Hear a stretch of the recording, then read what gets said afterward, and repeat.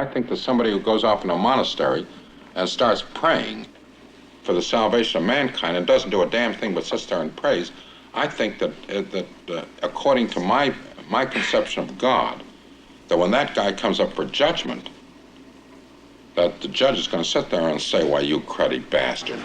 You've got to get away from all of this reconciliation jazz and all this friendship and all that kind of business in this world. Reconciliation in this world means only one thing. When one side gets enough power so the other side gets reconciled to it, then you got reconciliation. Then you got peace and love, and then you got a dialogue going on.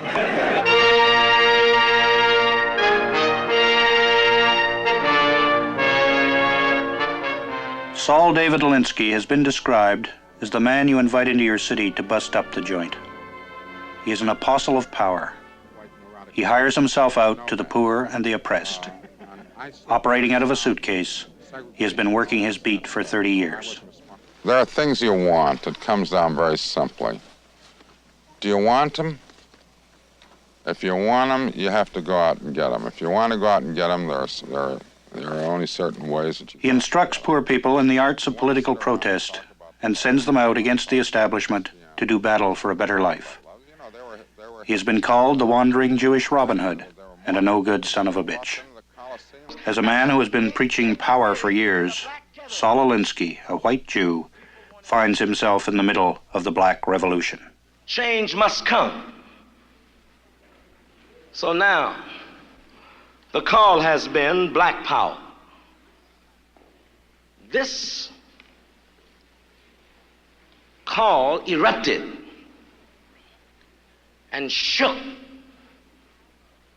every house, including the White House, from Watts to New York City, from New York to Mississippi, because one thing that it meant, that black folk were getting together for business. Now, I am for integration, but I am for integration when two equals meet and decide that it's necessary. In the aftermath of race riots, American cities turned to Alinsky. This delegation from Dayton, Ohio, a city rocked by 3 nights of violence, is trying to decide whether they want Alinsky's particular brand of medicine. Blessed are the poor. I don't know what the hell's blessed about it. I came out of a poor neighborhood. It's a most stinking mess. You just want to get away from it, if you can. And there's nothing about being poor, nothing about, and I'm sure I told you this before, about being discriminated against, being segregated and so forth. There's nothing in those things that endow you with any special qualities of nobility, justice, charity, or wisdom. To assume that an organizer goes into a community like a blank blotter and that it's the whole program that comes out just out of the people themselves is another romantic myth. If an organizer doesn't have any idea what to do about it, he hasn't got any damn business being in there.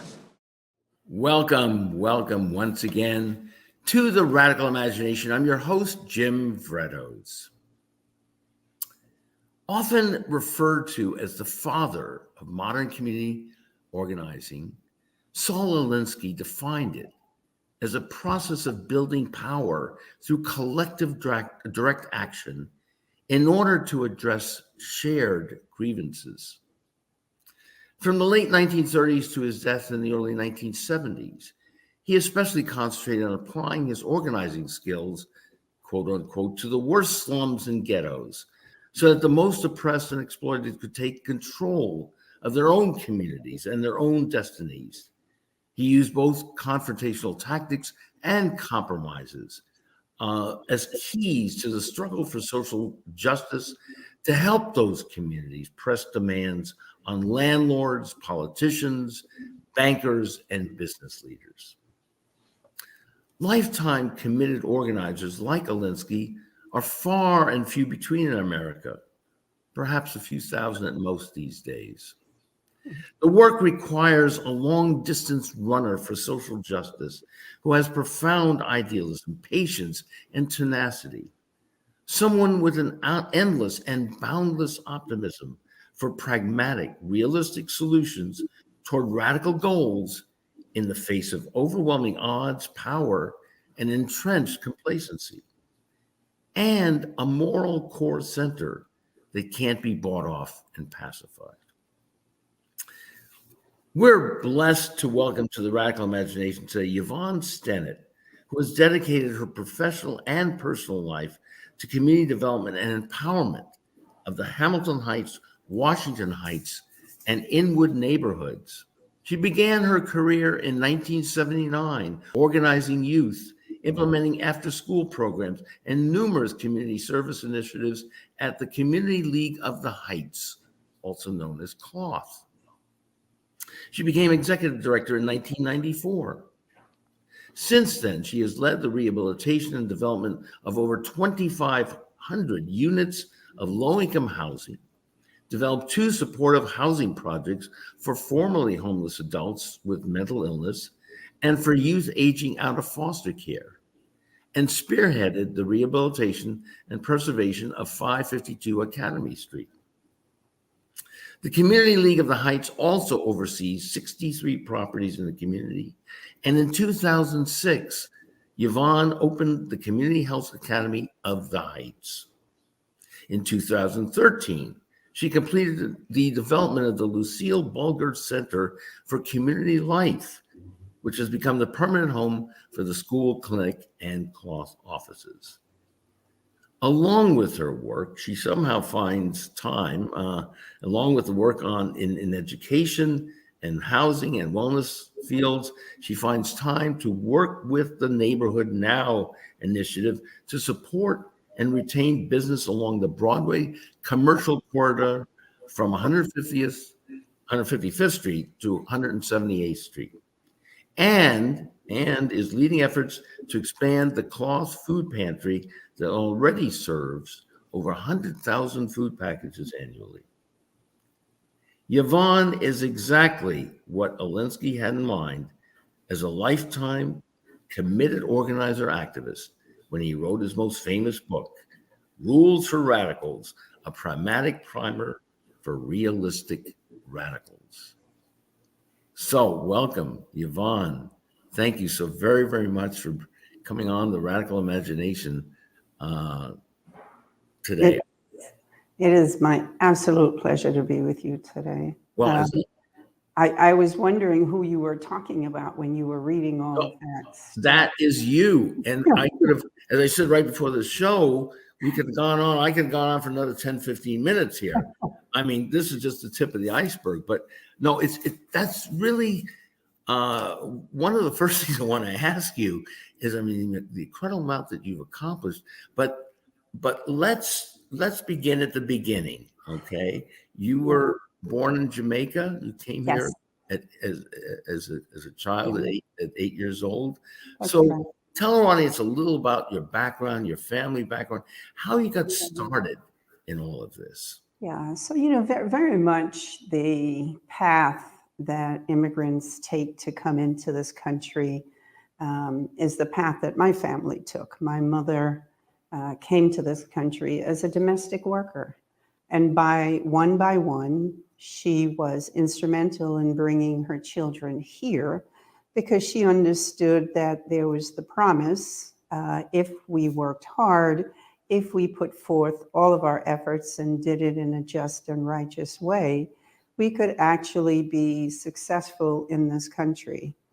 As a domestic worker, it was pretty hard for her when she came, and she wanted to make sure that her children didn't go down that path.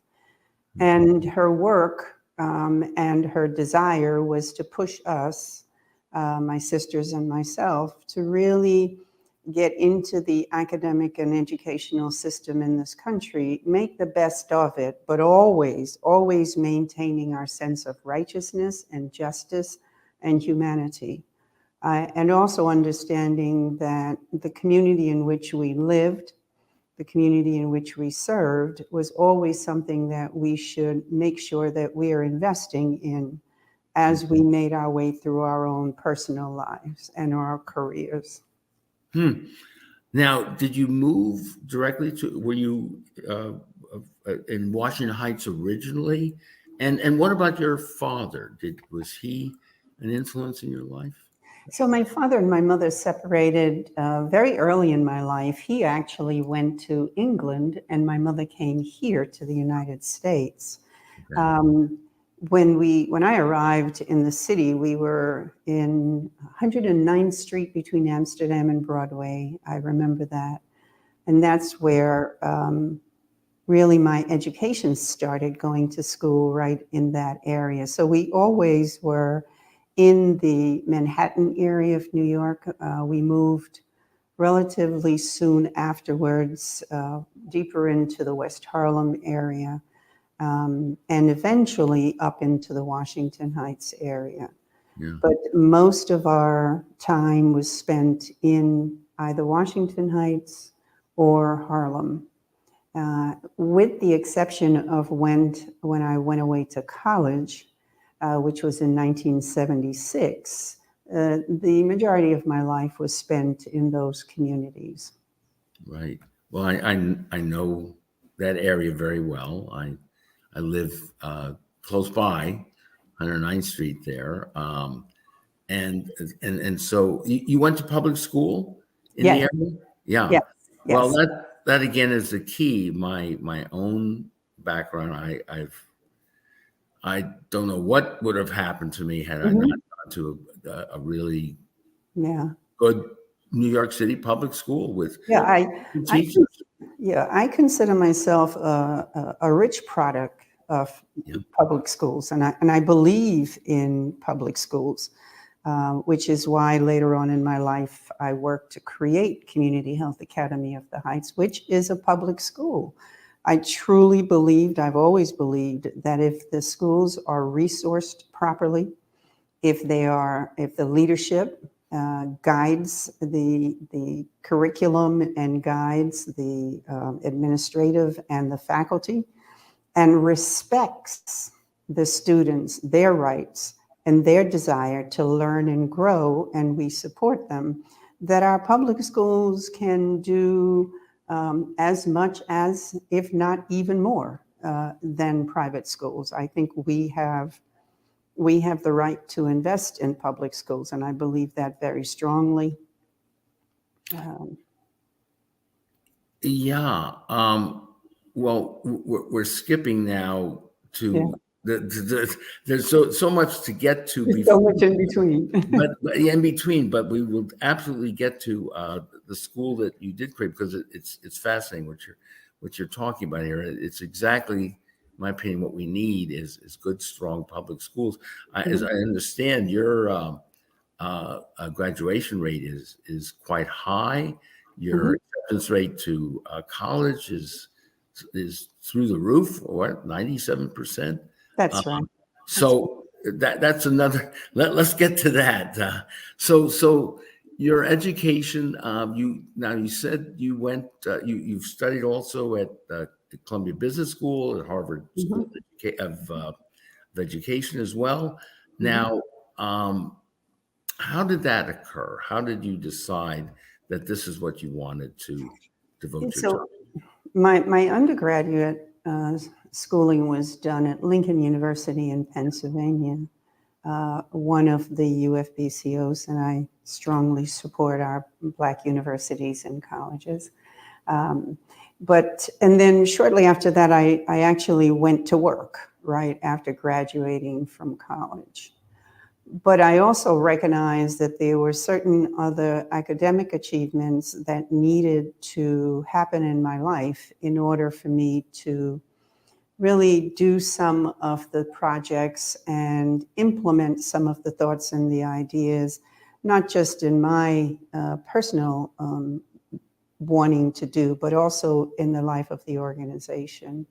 The entrance into both Columbia's Business School and into Harvard Business School was really driven by the desire to figure out how to bring a cohesiveness and some like building the divide between our Latino and African American population in our neighborhood, and what strategies, both academically and socially, could we employ as an organization to do that? So I actually went away to those programs to kind of figure out and learn from, get some best practices of how you bring communities together, how you bring the different ethnic groupings within the area to find out what their commonalities were, and how do we grow out of those commonalities to really make significant changes in our community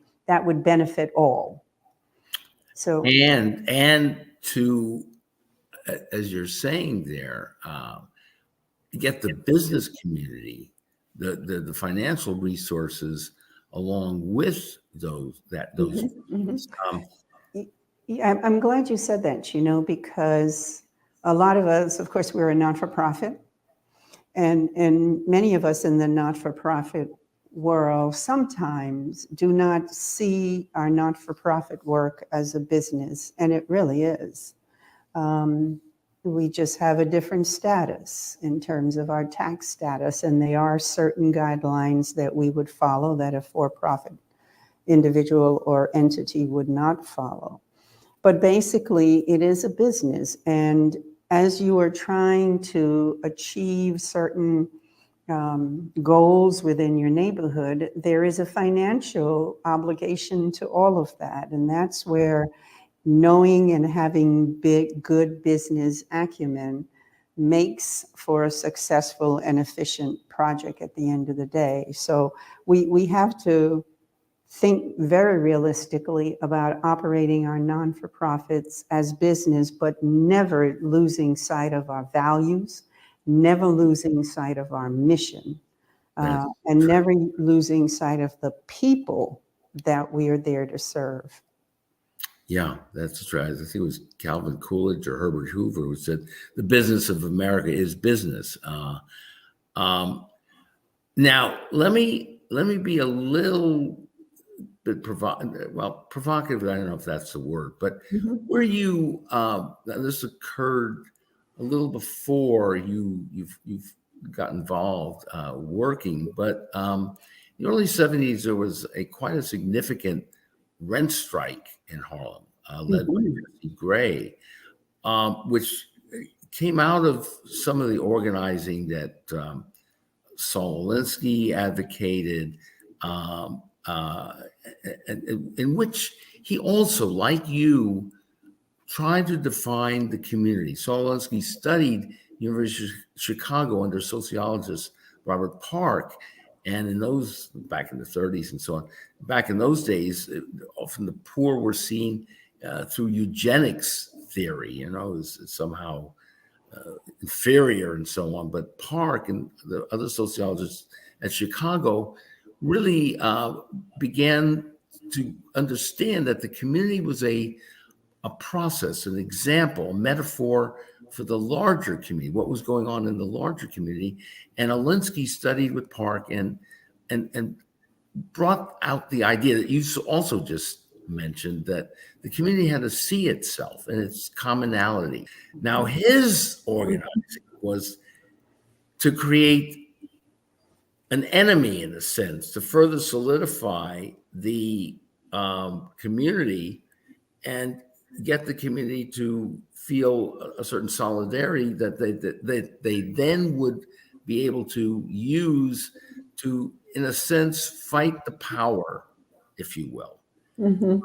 Now, was that at all something that you were attracted to, or you followed another route? I think that one of the greatest things that, and sometimes we don't do it enough, is actually to educate people.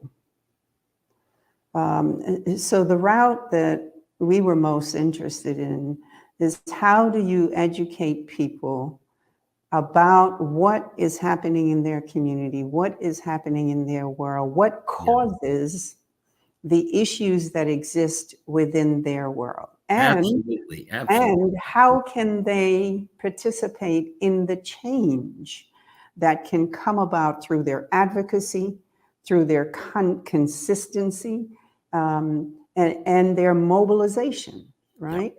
Yes. So for us, it was, let's look at the situations that are facing us. Let's figure out how we can be a positive change to that. And in doing so, it's how do we educate ourselves about the pros, the cons, the consequences? How do we do that? And that's a lot of community organizing. That's being able to meet people where they are, educationally, socially, economically, and then be able to say, this is the reality that we have. Now, how do we learn about the systems? How do we learn about the things that are influencing these things in our lives and in our community? And then how do we strategize and bring the resources to bear to help us lift out of this? So for us, it was a process of education, a process of organizing, a process of being strategic. And I think if you are able to do that, everyone can participate in that process, and everyone can find their own selves within those processes and then bring their gifts to bear. So that's kind of how I look at it, and I've looked at it over the years. Yeah. We take time to look at the commonalities. What is it when we were building our school? Our initial thought was we wanted to build a community center because we thought if we created a hub where people could come together, then that would be par for the cause, and people would come in, they would share their ideas, they would get to know one another.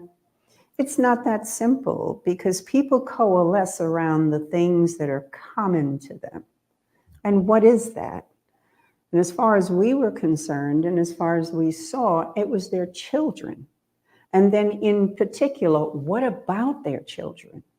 And it was really about the education of their children. And people could coalesce around that. At that particular time, we were seeing a divide between our Latino brothers and sisters and our African American brothers and sisters. And we wanted to say, no. We've got to figure out how to bring ourselves together. We've got to understand that everything that is around us, external, that is causing pressure and is doing it to all of us. If our children aren't learning, our children aren't learning, not just yours, not just mine. So it was coming together of a community that could feel that they had a sincere connection and wanting to do something better about that. So we disbanded the idea of just doing a community center. We really wanted to focus on how do we get better education for all of our children. And out of that, we could bring together the young people, bring together the families, have community accountable to the children and the families and children accountable to community. And we went about creating a community school from scratch. Right. So there were many different focus groups. There were many meetings.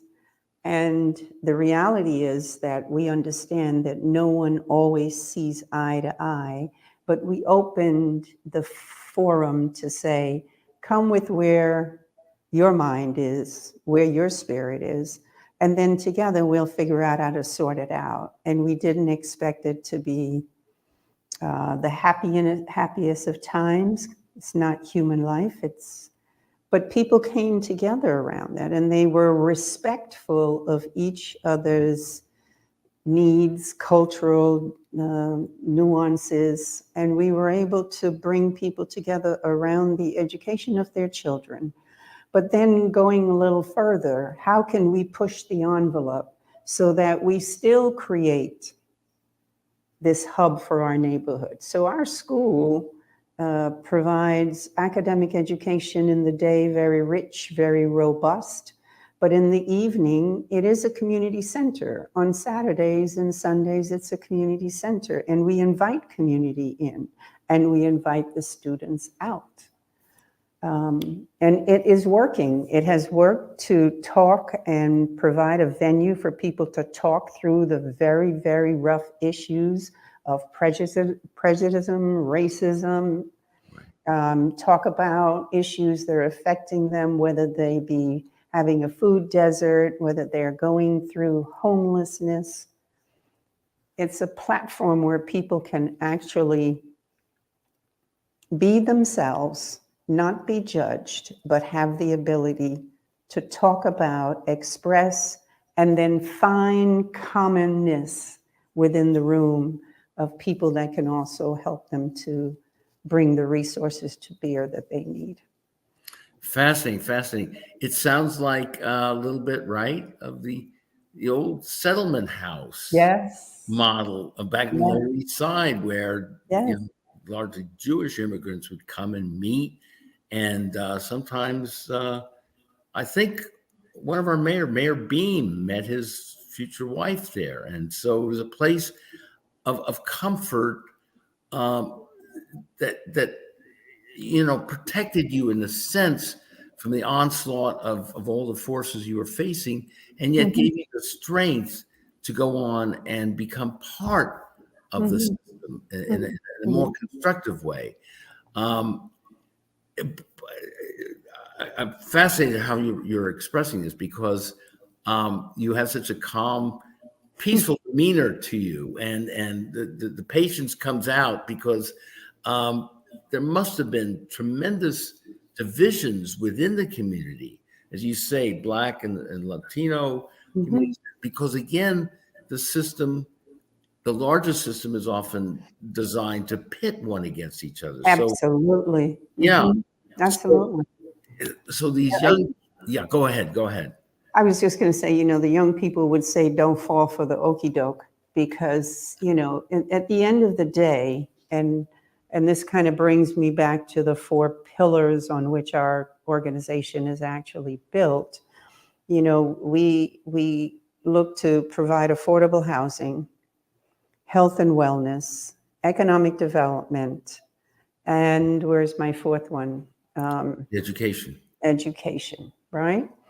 And those, the basic foundation of life is what everyone is struggling with, right? And oftentimes in this society, we dichotomize those things as if they do not mesh together in order to make our lives whole. So for us, we have to look at a holistic way of building families, thereby building communities. And I have found that if you are able to open the door to someone and say to them, I am concerned about your physical being, I am concerned about your mental being, your social being, your spiritual being. What does that look like, and how can we work with you on all of it and make your life better? Yeah. And that's, I think, over the 70, almost 2 years now that the organization has existed, it is because if we look at the whole human being. You're not in pieces. You don't come in pieces. That's, and I say that not because we can solve everyone's problem, but we can open the door, bring them in, we can talk about what it is, and then together we can figure out, if we can't help you, who else can help you? And many times people just need to know that somebody is listening to them. Somebody cares. Somebody is willing to understand that none of us are perfect, right? And that it's okay. So tell me why your paradigm has worked so well, and why we went through such great dislocation and trauma in the city. For example, back in the community control of school days, Bronzeville. What didn't work there that is working for you? The You know what I'm saying? The tensions, the conflicts that were exacerbated, where you at this holistic level are trying to bring people together in their commonality and so on. So again, I mean, that was a while ago, but this is not easy. This is not easy stuff that you're talking about here. Because people, you have wars on crime, you have wars on drugs, which are taking young males, predominantly Hispanic and Latino, out of the community and ruining their lives and chances of being those father figures and establishing, a lifestyle that could support a family. So so again, this is not easy stuff. And there is always sort of this, in any big city, particularly New York, there's always tension between the different ethnic groups and the racial groups vying for the resources of the city and so on. It's hard work. Yes. It's hard work, but and I will speak just for me right now. I when I'm talking to people, I always say to them, I greet you in the spirit of Namaste. The divine in me sees and honors the divine in you. I truly believe that there is a divinity in each of us. And if we have the grace to see that in other people, and if we believe in other people, and then if we believe in our ability to help and believe that it is our purpose to help, then you can muster through this, right? And then if you believe that and you have the ability and you have the know-it-all to inspire others to join on with you, then together, because you don't do anything by yourself, no man is an island. Right. But if you can inspire others to see what you see, to feel what you feel, then you have the ability and the opportunity to change a lot of lives. Now, there's so much external stuff coming at you all the time, political, racial, there's always stuff coming at you all the time. And I think part of it is understanding the reality that those things exist. And how are we going to deal with them? We have to be very stern about educating ourselves about how do those things come about? What is the historical fashion in how these things have been created? Why has it been created? You know, understand our history, understand where we come from, understand how politics, capitalism, how all of that exists in your life and in the place where you live. You have to understand that. So this is serious work. It's serious work because you have to work. You have to work at it. And you have to be able to then learn enough to be honest and transparent with people as you share with them those things that have created the environments in which they live. Absolutely. I like to think that this show, we're going on, I guess, the 11th year, has been trying to do that as well with so many of our guests. I know that we've had Reverend William Barber on, and just recently his co-author, Jonathan Wilson Hartgrove, in their book, White Poverty. We're also have done shows with Cornel West, Radical Love, and again, Reverend Barber's Moral Fusion.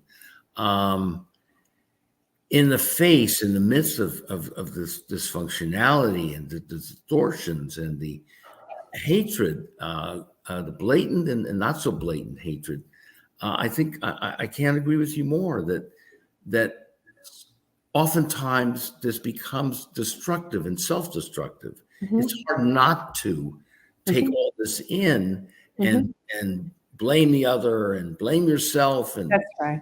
drugs and gang wars and so on and so on. So the holistic model And again, I'm very glad you brought that up. We're not talking about necessarily the institutions of the church or the synagogue or the mosque or whatever, but we're talking about a spirituality that sometimes transcends that. Mm-hmm. The churches and the synagogues and mosques and so on often have an agenda of their own, and sometimes it doesn't jive with what you're just saying here. Mm-hmm. So that's another, even though you work with the churches and so on, Mm-hmm. and even with business elites who may not have ultimately your best interests or your people's, the community's best interests at heart. So Mm-hmm. that's doubly difficult, isn't it? Yeah. Go ahead. Yeah, there, as we said before, there's so many factors that you are, constantly being bombarded with. And I think you have to adapt values and standards by which you're going to do this work. You have to.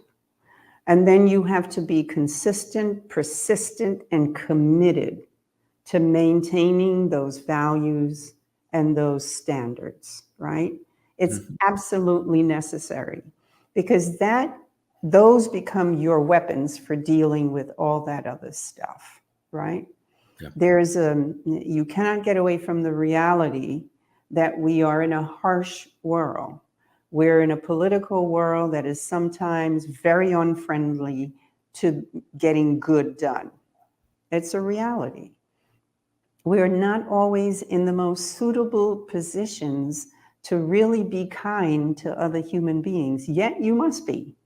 And then the only way to do that is if you have set your standards and have your values that you will not compromise on, because you know they're right, you know they're just, you know in it you will find reciprocity. You have to maintain that. Otherwise, you won't be able to do the work and you won't be able to be effective. And if anything, you will become disingenuous and fall party to the same taking advantage of other people, making life miserable for other people.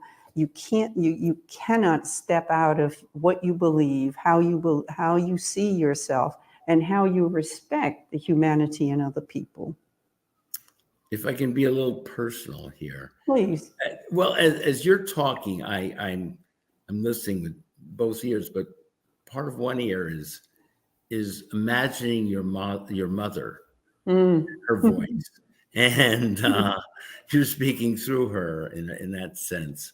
So what was that moral background that I'm assuming you got back in Jamaica, right? Mm-hmm. So I think, yes, my mother was very, very committed to doing the best that she could do for her children, for her community, and she had standards. And she made sure that we understood them and that we followed through with them. But I have also been blessed by a number of other women in my life, number of other Black women who have taken me under their wing and made sure that I was getting the type of guidance that I needed in order to maintain the values that my mother had instilled, because they had pretty much the same set of values. So I've been blessed. I can tell you that the founder of our organization, Mrs. Lucille Bulger, she founded the organization back in 1952. She herself was an immigrant from Guyana, very strong in her principles, very educated, a visionary.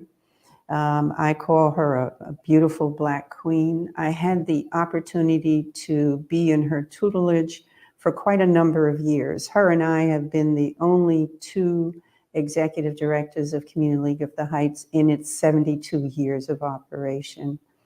She retired in 1994. I had been with her since 1979.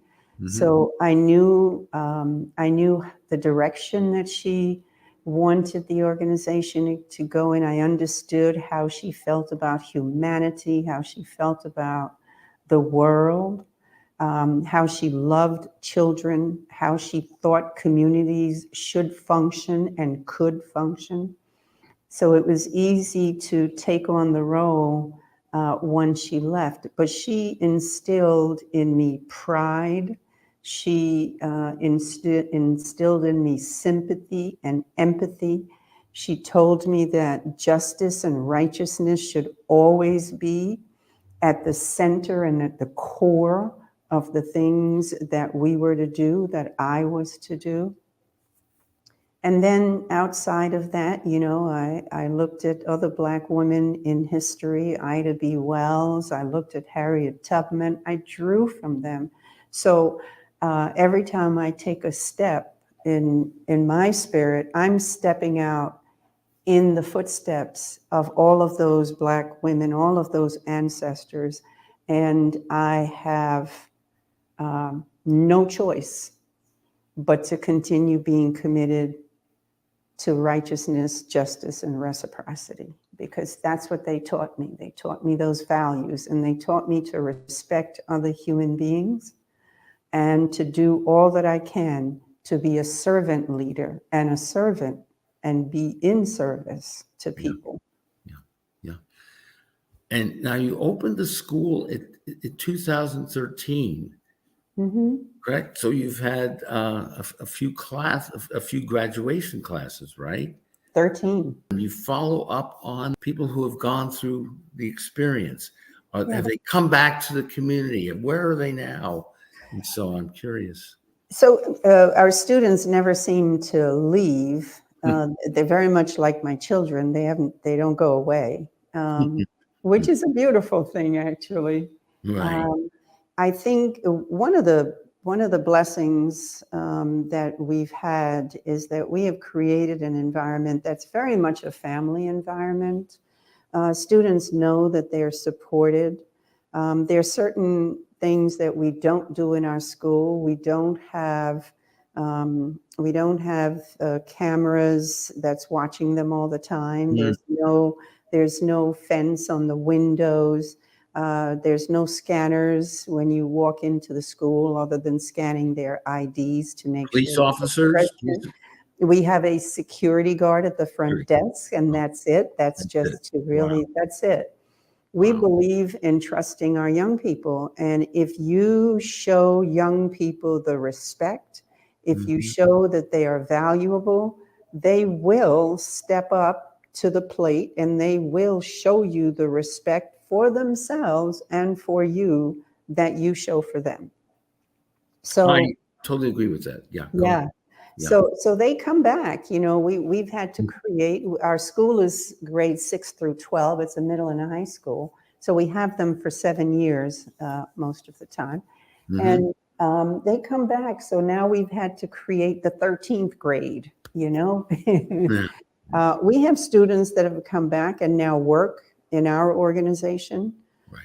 We've had teachers who've gone on to be teachers themselves.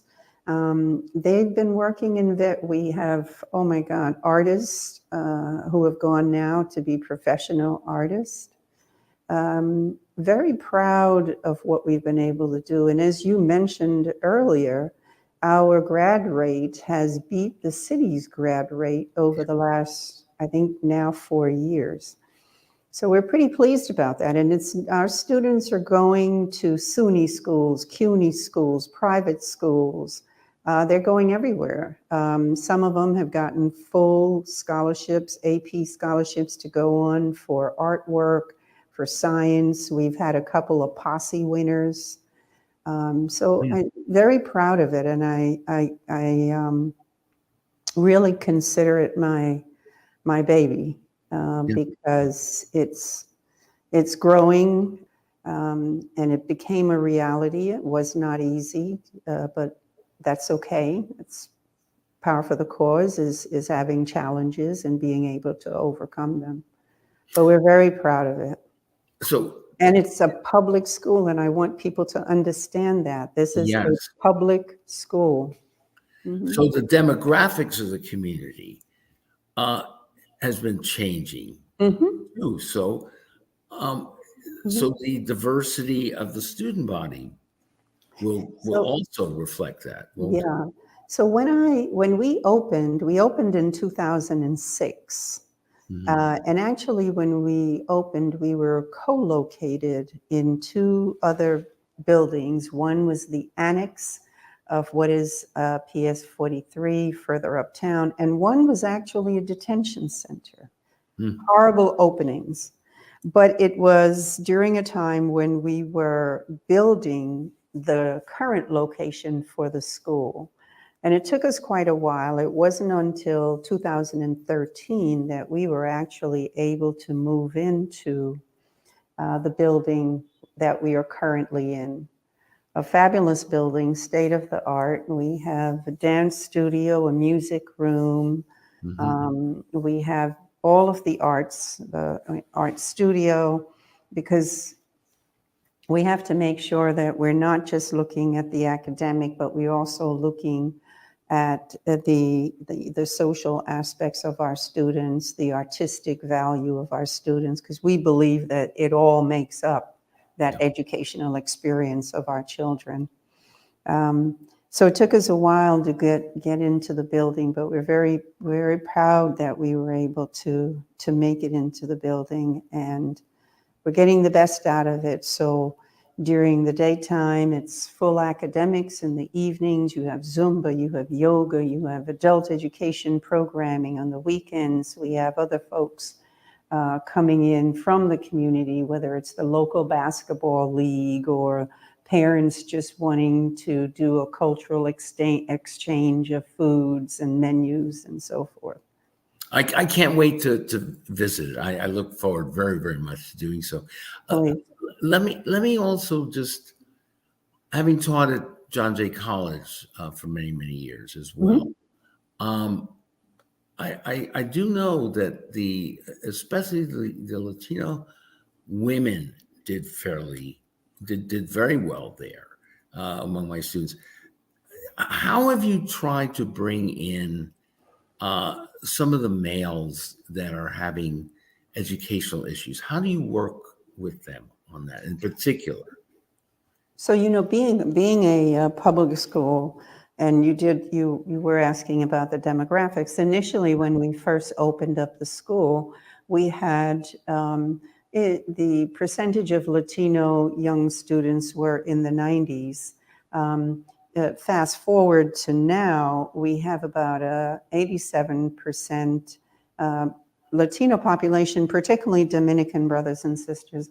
But we also have a changing population in that recently we now have Mexicans, we have students that are coming from the African countries, Muslim students. It's really, really changing. We have very, very few Caucasian students in the school, but we do have a few. So it's really changing, which is a sign of the changing demographics that are happening in the community overall. We're going through gentrification, and that's a reality. And you can see it by the businesses. You mentioned earlier, we also work with our small businesses in the area. You can see it in the businesses. You can see it in just the transportation. You can see it in the changing variety of people that are on the trains that emerge from the train stations at 5 o'clock in the evening. You can definitely see the change. Yeah. I looking at the timing, we still have a few more minutes, but there's so much to cover here. I wanted your comments on this new project that you just finished in Inwood. Yes. Eliza, please touch on that. That sounds. That was pictures of that. It's incredible. Tell us about it. It was quite an undertaking. Yeah. About 7 or 8 years ago, this Inwood was going through a rezoning, and as a part of the rezoning effort, and I will say rezonings are not easy. They bring out a lot of characters, and not bad. As I said, there's always good in things. People want to be participating in change, and they want to see something happen. Some are good, some are bad. It's all over the map. But anyway, the rezoning that was happening in Inwood, one of the projects that came out of that was an RFP that was issued by the city in partnership with the New York Public Library.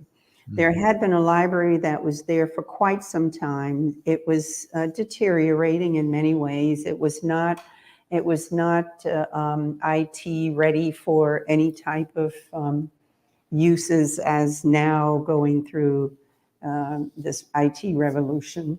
And they wanted to be able to develop the project.